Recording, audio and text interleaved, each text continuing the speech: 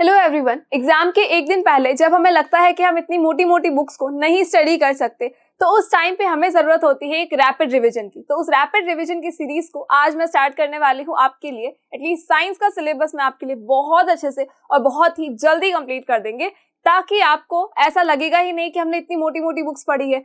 जब एग्जाम के एक दिन पहले आपको लगेगा कि यार पूरे सिलेबस का रिवीजन करना है अभी हमें, लेकिन पूरे बुक को नहीं पढ़ सकते, तो आपको कुछ नहीं करना है, जस्ट स्कोरशाला खोलना है और उनके जो रैपिड रिवीजन की सीरीज है उनको देख लेना है। तो बहुत शॉर्ट ड्यूरेशन ऑफ टाइम में आपके सारे चैप्टर्स बहुत अच्छे से आपके लिए रिवाइज हो जाएंगे। So I Lavina Kumawat welcoming you all at Scoreshala. आज हम स्टार्ट करने वाले हैं हमारे 2 चैप्टर्स से, यानी कि 2 चैप्टर्स को मैं आपको बहुत शॉर्ट ड्यूरेशन ऑफ टाइम में समझा दूंगी, that is cell and tissue. अब सेल एंड टिश्यू के अंदर हम स्टार्ट करेंगे हमारे सेल से। तो सेल होता क्या है ये हम सबको पता है कि ये बिल्डिंग ब्लॉक्स होते हैं लाइफ के। यानी अगर हम किसी भी ऑर्गेनिज्म का एकदम शॉर्टेस्ट यूनिट देखें, स्मॉलेस्ट यूनिट अगर हम देखना चाहें, दैट इज सेल। और सेल को हम क्या कहते हैं? सेल को हम functional and structural unit of life भी कहते हैं। और ऐसा क्यों कहते हैं? स्ट्रक्चरल यूनिट ऑफ लाइफ क्यों कहते हैं ऐसा? बिकॉज सेल क्या करता है? हर एक ऑर्गेनिज्म के स्ट्रक्चर को बनाने का काम करता है, और साथ ही साथ जितने भी फंक्शंस कर चलते हैं लिविंग ऑर्गेनिज्म के अंदर, चाहे वो डाइजेशन हो, चाहे वो एक्सक्रीशन हो, रेस्पिरेशन हो, कुछ भी हो, वो सारे के सारे फंक्शन कहाँ परफॉर्म किए जाते हैं? तो सेल के अंदर ही परफॉर्म किए जाते हैं।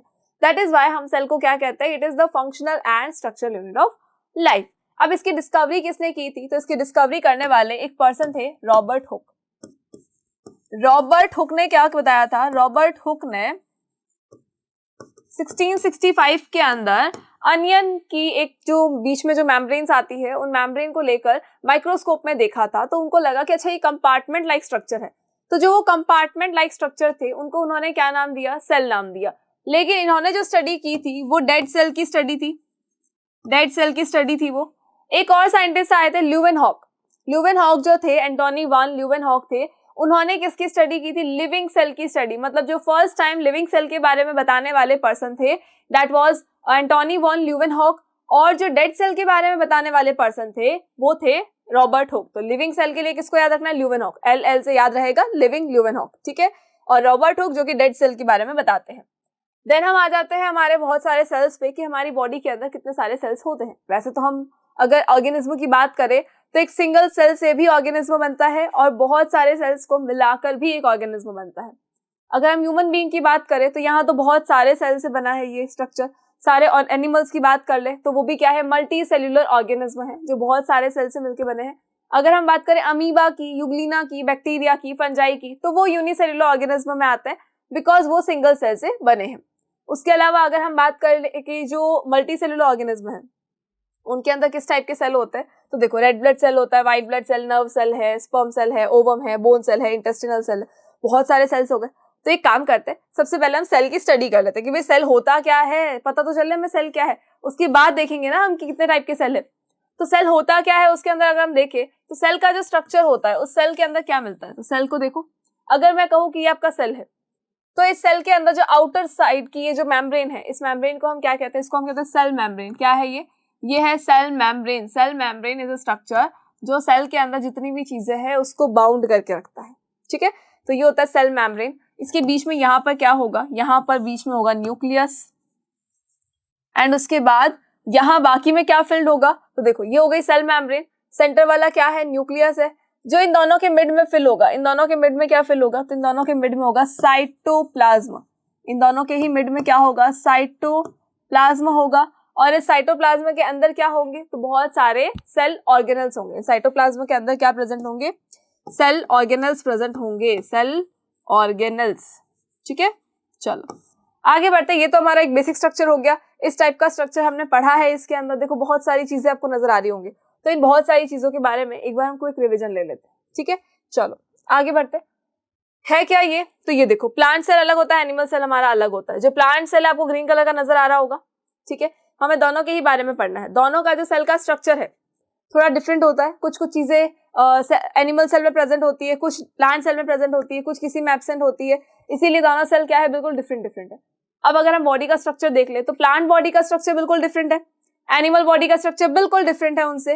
तो ऑब्वियसली बात है कि उनके सेल भी डिफरेंट होंगे, इनको बनाने वाला भी डिफरेंट होगा, तो इसीलिए इनके सेल जो है डिफरेंट टाइप के होते हैं। एक प्लांट सेल, एक एनिमल सेल। प्लांट सेल के अंदर डू यू नो कि सेल मेम्ब्रेन के साथ साथ में सेल वॉल भी होती है।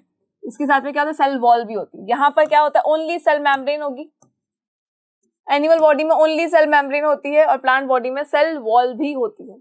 ठीक है, चलो अब ये ग्रीन कलर का क्यों है, तो इसके अंदर क्या होता है, क्लोरोप्लास्ट होता है, जिसके अंदर क्या फिल होता है, क्लोरोफिल होता है। क्लोरोफिल क्या है, chlorophyll is a green colour pigment जो क्या करता है, सनलाइट को एब्जॉर्ब करने का काम करता है। अगर सनलाइट को एब्जॉर्ब नहीं किया जाएगा तो क्या होगा, सनलाइट अगर यहाँ पे एब्जॉर्ब नहीं होगी तो ये अपना खाना खुद नहीं बना पाएंगे, फोटोसिंथेसिस नहीं कर पाएंगे, दैट इज वाई ये ग्रीन कलर के होते हैं। अब आ जाते हैं हम हमारे सेल मेम्ब्रेन पे। सेल मेम्ब्रेन को प्लाज्मा मेम्ब्रेन भी कहा जाता है। सेल मेम्ब्रेन को क्या कहेंगे, प्लाज्मा मेम्ब्रेन। अभी जो सेल होता है इसके जो आउटर लेयर होती है उसको हम क्या कहते हैं, सेल मेम्ब्रेन कहते हैं। बेसिकली अगर इसको हम माइक्रोस्कोप में देखेंगे तो हमें इस तरह का नजर आएगा, ये क्या है, सेमी परमीबल मेम्ब्रेन होती है, यानी कि कुछ चीजों को तो सेल के अंदर एंट्री दे देती है, कुछ को नहीं देती है। इसको अगर लगेगा कि नहीं ये चीज जो है वो सेल के लिए इंपॉर्टेंट है तो ये क्या करेगी, उसको सेल के अंदर ले लेगी। लेकिन अगर लगेगा कि नहीं ये सेल के लिए इंपॉर्टेंट नहीं है तो उसको सेल से बाहर ही रिमूव कर देगी। ठीक है, नेक्स्ट हम आते हैं हमारे किस पे, सेल वॉल पे। सेल वॉल किसके अंदर प्रेजेंट होती है, ओनली प्लांट सेल के अंदर होती है। प्लांट सेल के अंदर ये होती है और ये क्या प्रोवाइड करती है, तो ये रिजिडिटी प्रोवाइड करती है, रिजिडिटी प्रोवाइड करती है। देखा होगा आपने कि प्लांट जो होता है वो थोड़े से स्टैम से और सब जगह से हार्ड होते हैं, तो हार्ड क्यों होते हैं, वो सेल वॉल की वजह से हार्ड होता है। तो ये सेल वॉल जो होती है किसकी बनी होती है, सेल वॉल बनी होती है सेल्यूलोज की। सेल वॉल किसकी बनी होती है, सेल्यूलोज की बनी होती है। ठीक है, सेल्यूलोज की ये बनी होती है। अब देखो ये क्या है हमारी, ये जो आपको ग्रीन कलर की आउटर लेयर दिख रही है क्या, सेल वॉल है, किसकी है, प्लांट सेल के अंदर है।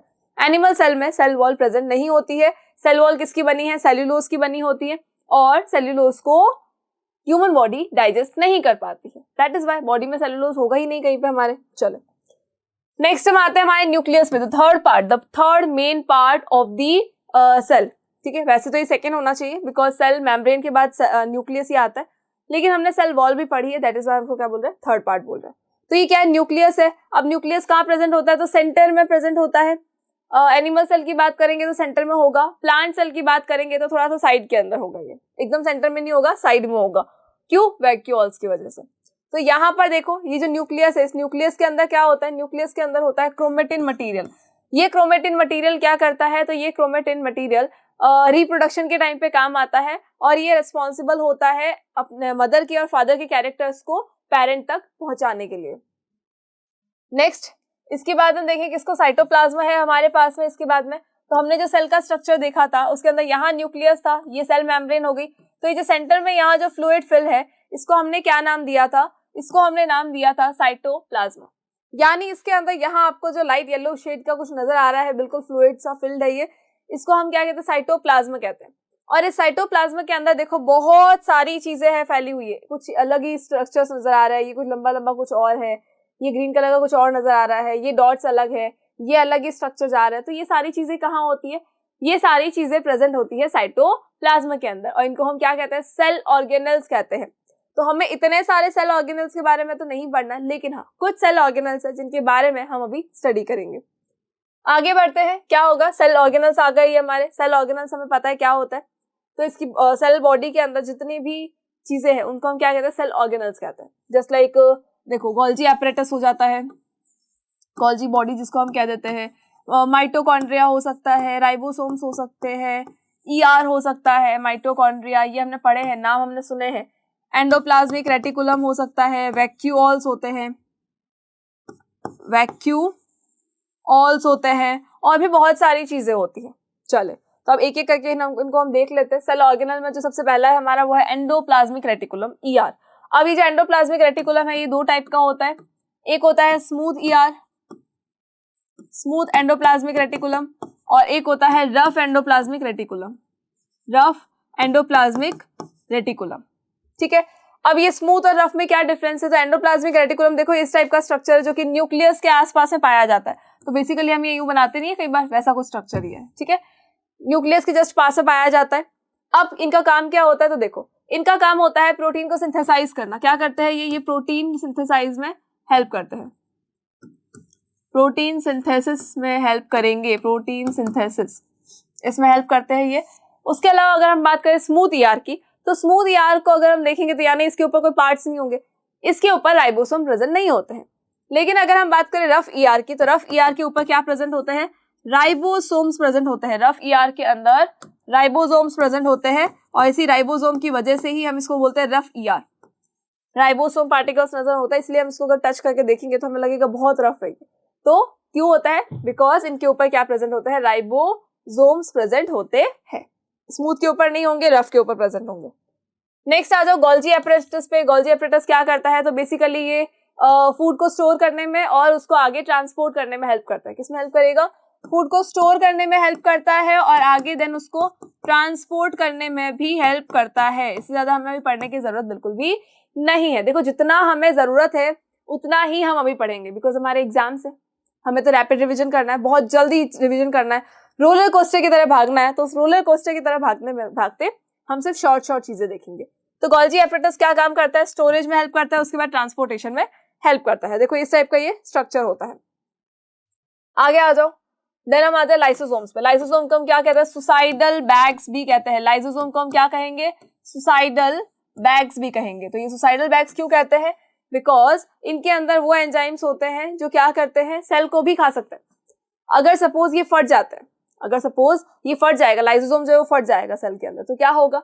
वो सारे जो डाइजेस्टिव एंजाइम्स है वो सारे सेल के अंदर फैल जाएंगे और खुद ही अपने ही सेल को खत्म कर देंगे। जिसके अंदर ये प्रेजेंट है उसी को खत्म कर देते हैं। तो क्या हो गया? सेल की सुसाइड हो गई ना, सेल तो अपना मर गया। इसीलिए सुसाइडल बैग्स कहते हैं लाइसोसोम को। तो ये क्वेश्चन आता भी एग्जाम में कि लाइसोसोम को सुसाइडल बैग्स क्यों कहा जाता है। Next is the mitochondria. Mitochondria को कहा जाता है power house of the cell. Mitochondria क्या है? Power house of the cell है। बिकॉज जितना भी ग्लूकोज होता है वो सारा कहाँ आएगा? सारा का सारा आ जाएगा माइटोकॉन्ड्रिया के अंदर। भाई, बॉडी ने क्या किया? डाइजेशन किया। डाइजेशन के प्रोसेस में जो भी न्यूट्रिएंट्स को एब्जॉर्ब किया गया, वो न्यूट्रिएंट्स सारे कहाँ पहुंचा दिए जाते हैं? पर्टिकुलर सेल में पहुंचा दिए जाते हैं, टारगेट एरिया में। तो जिस भी सेल में आएगा वहां माइटोकॉन्ड्रिया तो होगा ही। तो माइटोकॉन्ड्रिया क्या करेगा? उस जो न्यूट्रिएंट्स है या जो हमारा फूड जो ग्लूकोज की फॉर्म में स्टोर किया जाता है, तो उस ग्लूकोज के साथ में ऑक्सीजन मिलेगा और दोनों का क्या करेंगे? सिंथेसाइज करेंगे। किसका? एनर्जी का। दोनों की ऑक्सीडेशन रिएक्शन करवा के एनर्जी का सिंथेसाइज कहाँ होता है? तो माइटोकॉन्ड्रिया के अंदर होता है।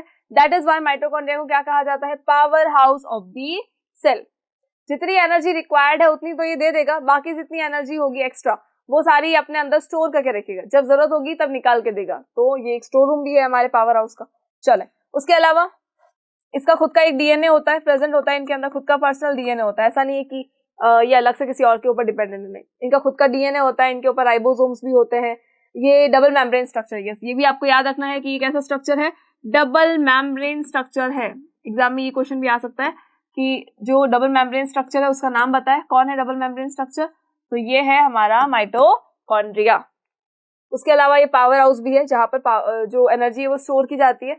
एनर्जी को स्टोर करने की करेंसी को हम क्या कहते हैं? That is ATP. जैसे हमारी रुपीज होती है करेंसी, वैसे ही अगर मैं एनर्जी की बात करूं तो किसकी फॉर्म में स्टोर होगी एनर्जी? हमेशा एटीपी की फॉर्म में स्टोर होती है। चलो आगे बढ़ते, प्लास्टिड्स पे आते हैं। प्लास्टिड जो होता है वो ओनली प्लांट्स के अंदर प्रेजेंट होता है, ओनली प्लांट सेल में प्रेजेंट होंगे। ठीक है, ये प्लास्टिड्स है। अब ये जो प्लास्टिड है इनके अंदर क्या होता है? ये ग्रीन कलर देने का काम करते हैं। जो प्लांट बॉडी जिसकी लीफ के ऊपर जहाँ पे ग्रीन कलर होता है, तो वो किसकी वजह से होता है? तो हमने पढ़ा था क्लोरोप्लास्ट की वजह से होता है। अब ये क्लोरोप्लास्ट का होता है तो प्लास्टिड्स के अंदर होता है। ठीक है, ये पूरा एक स्ट्रक्चर है प्लास्टिड का। अब बेसिकली अगर देखें तो इसके अंदर देखो ये कॉइन जैसे स्ट्रक्चर्स नजर है, कॉइन जैसे कुछ स्टैक्स बने हुए। अगर सपोज मैंने बोला एक के ऊपर एक, एक के ऊपर एक, मैंने बहुत सारे कॉइन्स रखे हैं, तो वैसा कुछ यहाँ स्ट्रक्चर है। बेसिकली आपको पढ़ने की जरूरत नहीं है, बट हमें अभी सिर्फ इतना याद रखना है कि इस तरह का स्ट्रक्चर अगर दिखे तो उसको हम क्या कहेंगे? प्लास्टिड्स कहेंगे। और प्लास्टिड्स कहाँ होते हैं? ओनली प्लांट्स के अंदर होते हैं। ठीक है, इन्हीं के अंदर कौन होता है? क्लोरोफिल प्रेजेंट होता है। इन्हीं के अंदर क्या प्रेजेंट होता है? क्लोरोफिल प्रेजेंट होता है। नेक्स्ट आ जाओ वैक्यूल्स पे। वैक्यूल्स का काम क्या होता है? वैक्यूल्स बेसिकली होता क्या है? तो जो प्लांट सेल्स होते हैं, प्लांट सेल्स के अंदर जो वैक्यूल्स होते हैं वो बिगर साइज के होते हैं। लेकिन अगर हम बात करेंगे एनिमल सेल की, तो एनिमल सेल के जो वैक्यूल्स होते हैं वो स्मॉलर होते हैं। ठीक है, और ये वैक्यूल्स क्या होंगे? तो खाली स्पेस जैसे हम बोल सकते हैं। तो ये देखो इस तरह का, ये क्या, ये एक बड़ा सा क्या है? वैक्यूल है। ये सेल से भरा हुआ है इसके अंदर। तो ये एक बड़ा सा क्या हो गया? ये बड़ा सा है एक वैक्यूल।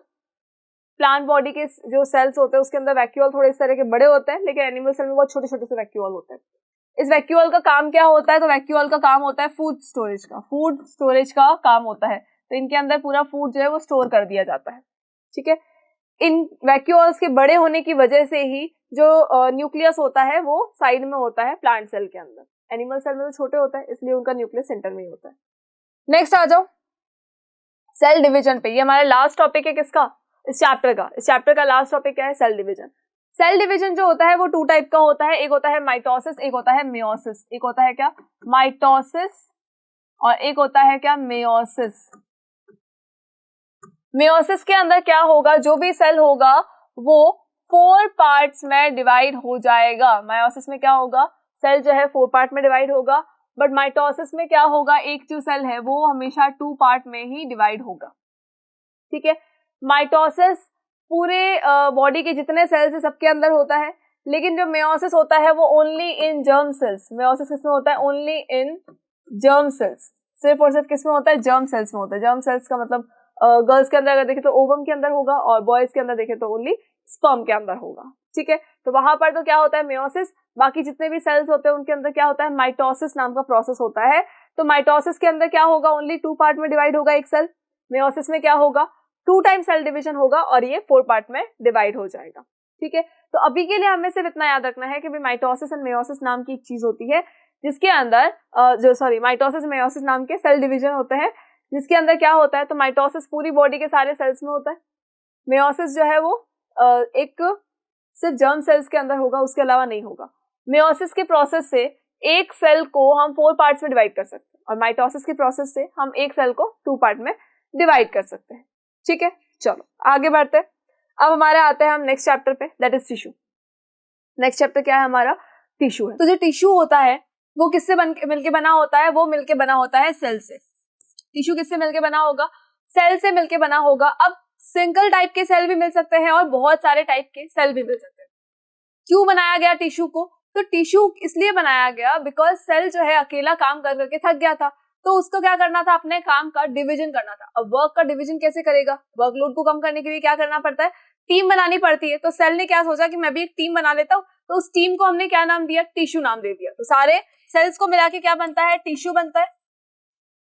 और इन टिश्यूज को मिला के हम क्या बना देते हैं? ऑर्गन बना देते हैं। एंड ऑर्गन से क्या बनेगा? ऑर्गन सिस्टम बनेगा। ऑर्गन से क्या बनेगा? ऑर्गन सिस्टम बनेगा।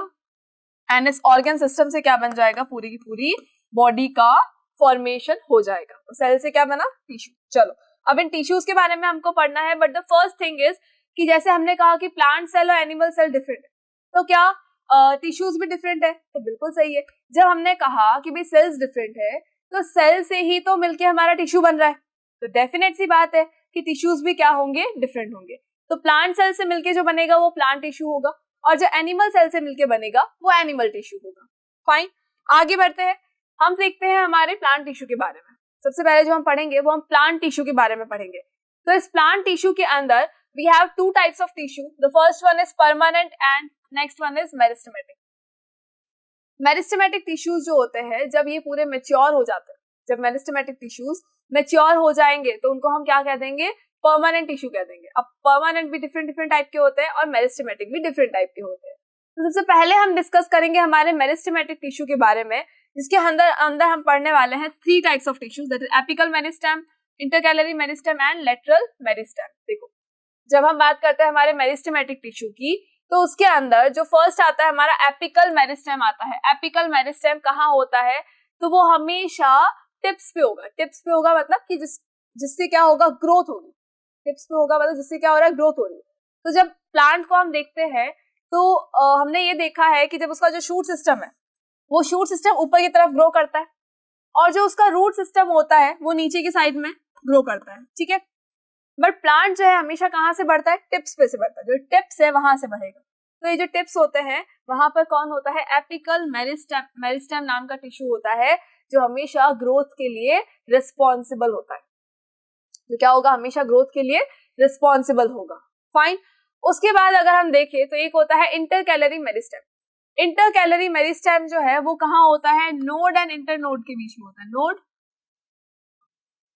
नोड्स के बीच में होगा, नोड और इंटरनोड के ऊपर होगा। अभी नोड और इंटरनोड क्या है? तो देखो जहां से ये लीफ निकलना शुरू हो रही है उसको हम क्या कहते हैं? नोड कहते हैं। तो ये एक नोड, ये दूसरा नोड, ये तीसरा नोड, देखो ये बहुत सारे नोड्स है। तो इन दो नोड के बीच में क्या होता है, ये दो नोड के जो बीच का स्ट्रक्चर है इसको हम क्या कहेंगे, इंटर नोड्स कहेंगे। तो यहाँ पर कौन होता है, इंटरकैलरी मेरिस्टेम होता है, जो क्या करता है इन नोड्स के बीच का जो गैप है इनको बढ़ा देता है। जो इन नोड के बीच का जो गैप है ना इनको बढ़ा देगा, वो इनको इंक्रीज कर देगा, ठीक है। उसके बाद होता है लेटरल मेरिस्टेम। लेटरल मेरिस्टेम कहाँ होता है, तो हमने देखा है कि जब प्लांट जो है वो बड़ा होता है तो उस टाइम पर साइड से भी ग्रोथ होती है। ऐसा नहीं कि सिर्फ ऊपर ही ऊपर से ग्रो होगा, नहीं, हमेशा वो साइड से भी ग्रो करता है।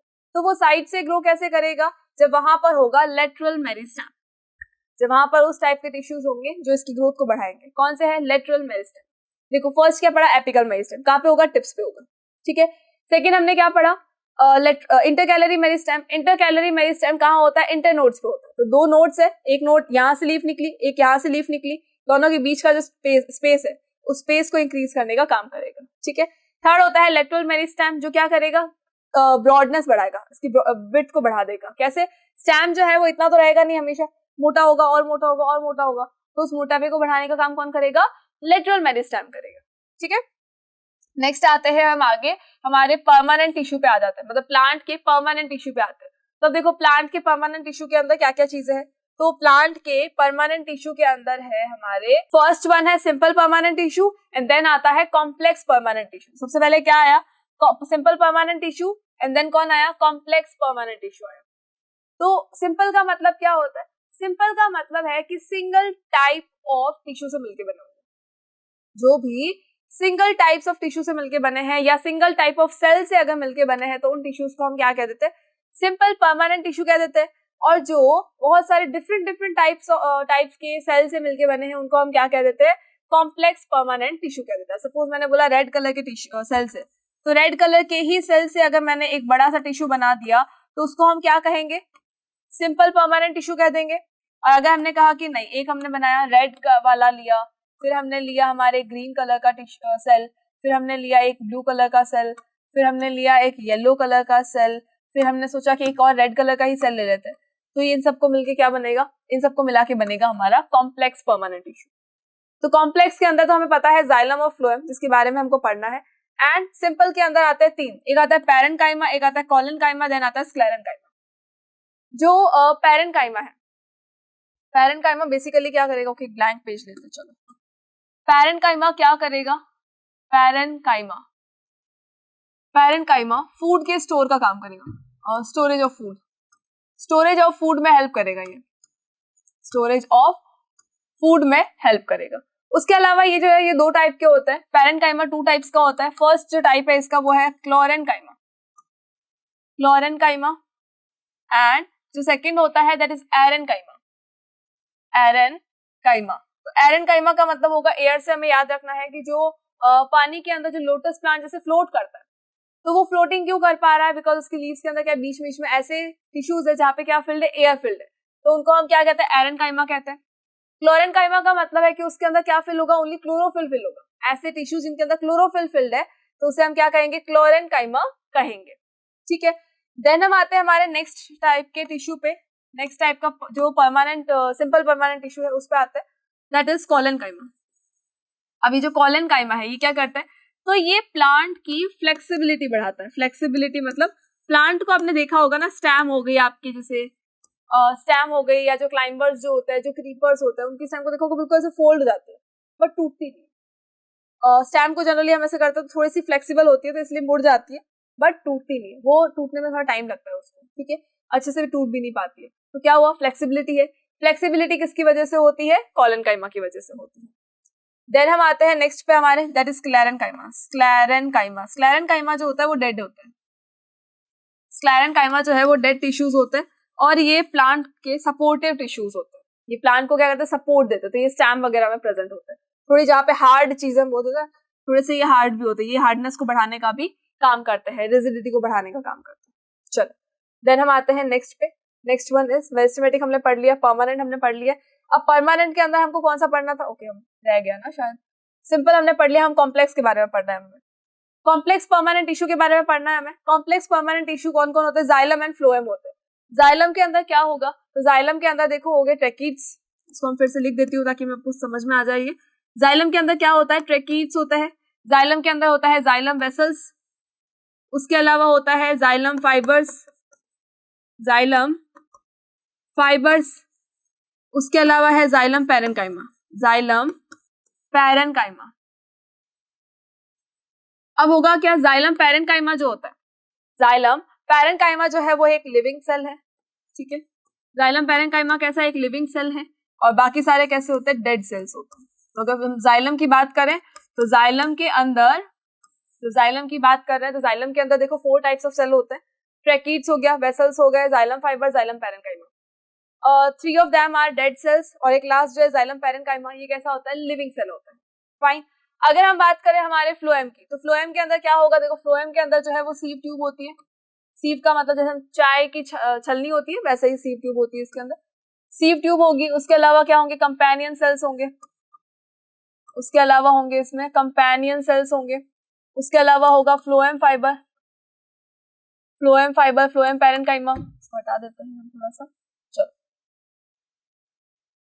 कंपेनियन सेल्स हो गए। उसके अलावा देखो फ्लोएम पैरेनकाइमा, एंड एक होता है क्या, फ्लोएम फाइबर। क्या होता है, एक फ्लोएम फाइबर होता है। इसमें भी वही है, 3 of cell will be living cell, इस बार लिविंग होंगे, डेड नहीं होंगे। तो ये जो स्टार्टिंग के तीनों होते हैं ये क्या होते हैं, लिविंग सेल्स होते हैं। एंड लास्ट वन है फ्लोएम फाइबर, ये कैसा होता है, डेड सेल होता है। देखो फाइबर इसमें भी डेड है, उसमें भी डेड है, पैरेनकाइमा इसमें भी लिविंग है, उसमें भी लिविंग है। तो बस ऐसे आप याद रख सकते हो। अगेन दोनों के अंदर क्या क्या है, 4 टाइप्स ऑफ सेल्स है, ठीक है। उसके अंदर से अगर हम बात करें जाइलम की, तो जाइलम के अंदर 3 टाइप्स ऑफ सेल जो होते हैं वो डेड होते हैं। लास्ट एक जो है जाइलम पैरेनकाइमा, ये लिविंग होता है। अगर हम बात करें फ्लोएम की, तो सीव ट्यूब, कंपेनियन सेल और phloem parenchyma, these are living cells, and phloem fibre will be a dead cell, ठीक है, डेड सेल्स होते हैं। चलो अब आगे बढ़ते हैं। हम प्लांट टिश्यू के बारे में ऑलरेडी पढ़ चुके हैं। अब हम आते हैं हमारे एनिमल टिश्यू पे। एनिमल टिश्यूज के अंदर हमें पता है बहुत सारे टिश्यूज होते हैं हमारी बॉडी में।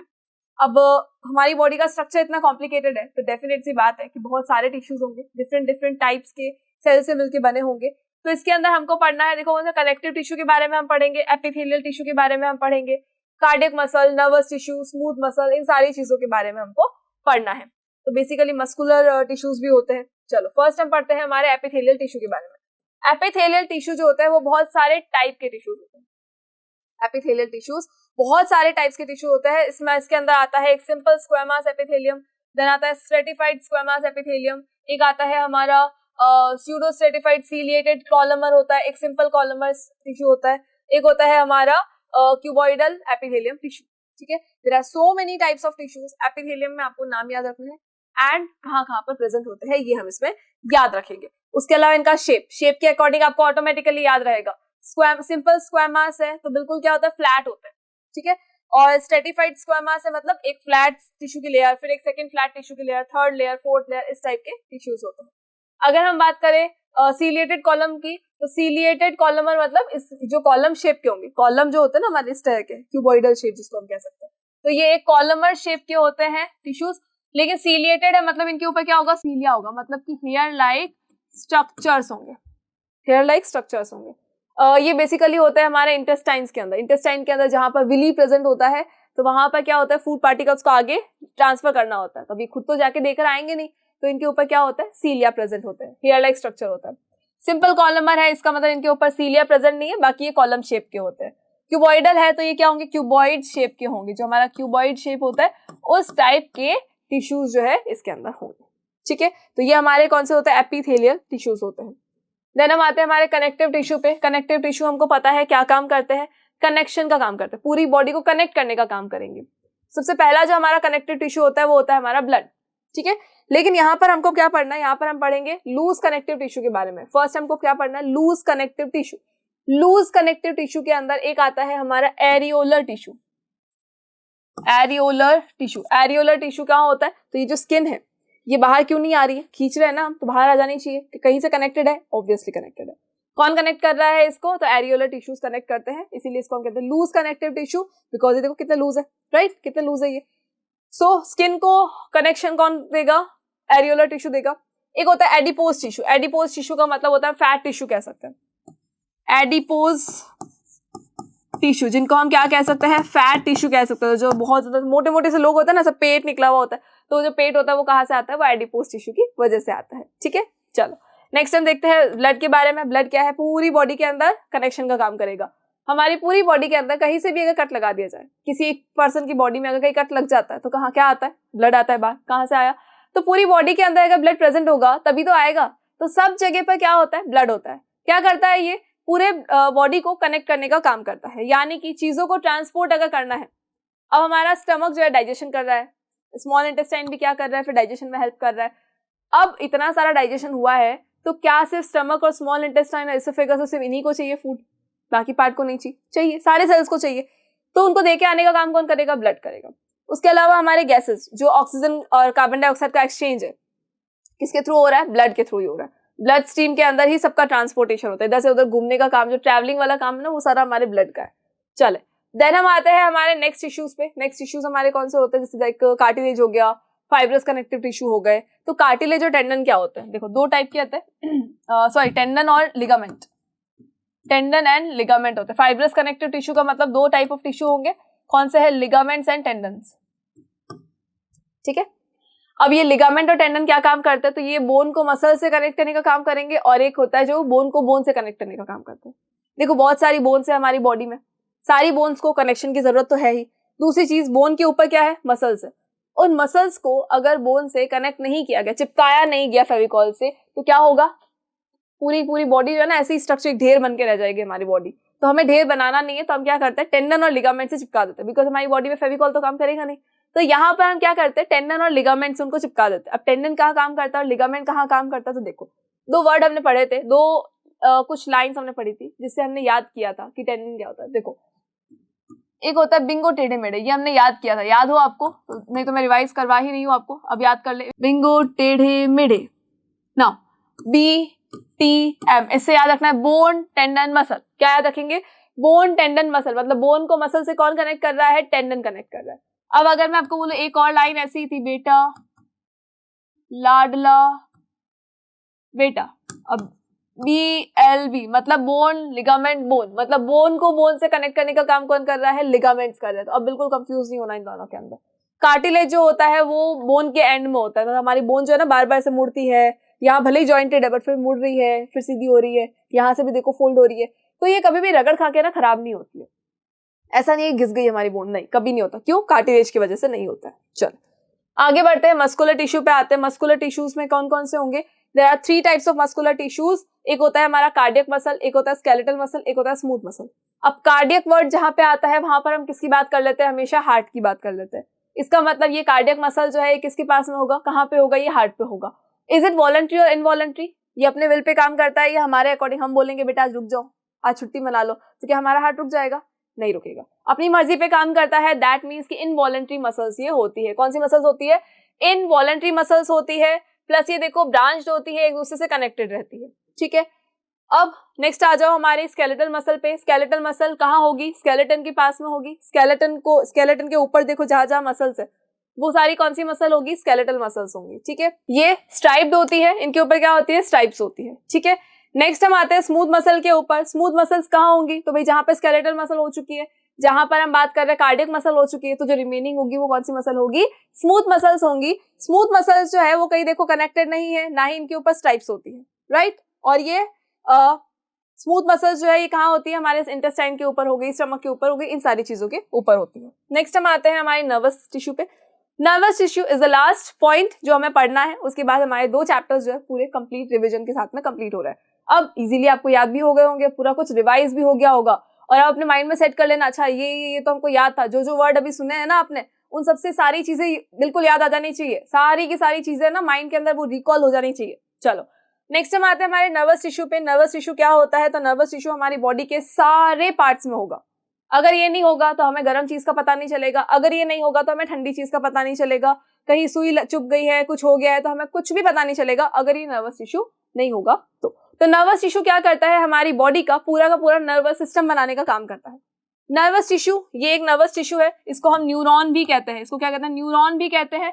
ये बहुत सारे होते हैं, मतलब अगर मैं टिप की बात करूँ ना, यहाँ पे एक छोटा सा एक पॉइंट लगा के भी, तो वहां पर मिलियंस ऑफ नर्वस टिश्यूज होंगे। तो हमारी बॉडी का कोई भी ऐसा पार्ट नहीं है जहां पर नर्वस टिश्यू नहीं है। फाइन। हाँ, हमारे बालों को छोड़ दिए, बालों को दर्द नहीं होता हमारे ना। चलो अब ये क्या होते हैं? बहुत सेंसिटिव होते हैं। गर्म चीज को टच किया हाथों हाथ ना, जाके ब्रेन को बता देंगे शिकायत कर देंगे उनसे तो ब्रेन आपको इंस्ट्रक्ट कर देगा कि हाँ ठीक है अपना हाथ हटा लो, गर्म चीज को टच हो गया तो भी हाथ हटा लो, ठंडी को टच हुआ तो भी हाथ हटा लो, कोई अचानक से कोई चीज चुभ गई है वहां से उठ के रवाना हो जाए। ठीक है, तो ये सारे जो इंस्टेंट जो रिएक्शंस होते हैं किसकी वजह से आए, न्यूरॉन की वजह से आए। ये नर्व सेल ही हमारे ब्रेन को जाकर इंस्ट्रक्ट करती है, ब्रेन को जाकर सब कुछ बताती है और फिर ब्रेन हमें इंस्ट्रक्ट करता है वहां से हाथ हटाने के लिए। तो ये जो टिश्यू होता है इस टाइप का टिश्यू बहुत अच्छे से ये तो याद हो गया होगा आपको, स्टार लाइक स्ट्रक्चर बनाना है, फिर इनके बाल बनाने हैं, उसके बाद सेंटर में न्यूक्लियस होगा, फिर एक लाइन बड़ी सी लाइन जाएगी जिसके ऊपर क्या होंगे कुछ सेल्स होंगे, फिर लास्ट में क्या हो जाएंगे नर्व एंडिंग्स होंगी। इस पूरे स्ट्रक्चर को स्टार को क्या कहते हैं सेल बॉडी, सेल बॉडी के अंदर ये जो बाल निकल के आए इनको हम कहते हैं डेंड्राइट्स कहते हैं। इसके सेंटर में क्या होता है न्यूक्लियस होता है और ये जो बड़ी सी लाइन जा रही है इसको हम कहते हैं एक्सॉन, और एक्सॉन के ऊपर जो सेल्स होते हैं वो क्या होते हैं श्वांश सेल होते हैं और म्यालिन शीथ होते हैं। उसके बाद लास्ट के अंदर अगर देखोगे एक्सॉन के टर्मिनल या फिर हम बोल सकते हैं नर्व एंडिंग, नर्व एंडिंग।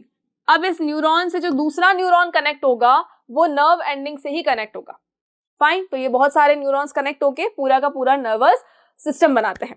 चलो, सो आई होप कि आपको अब सेल और टिश्यू के बारे में तो सब कुछ क्लियर हो गया होगा, पूरा रिवाइज भी हो गया होगा। तो एग्जाम के लिए तो आपके all the best, because I am very sure कि जब एग्जाम का टाइम होता है ना तभी हमें रैपिड रिवीजन की या रोलर कोस्टर की हमारी याद आती है। सो अब हम मिलते हैं हमारे नेक्स्ट वीडियो में एक नए चैप्टर को जल्दी से रिवाइज करने के लिए। Thank you so much.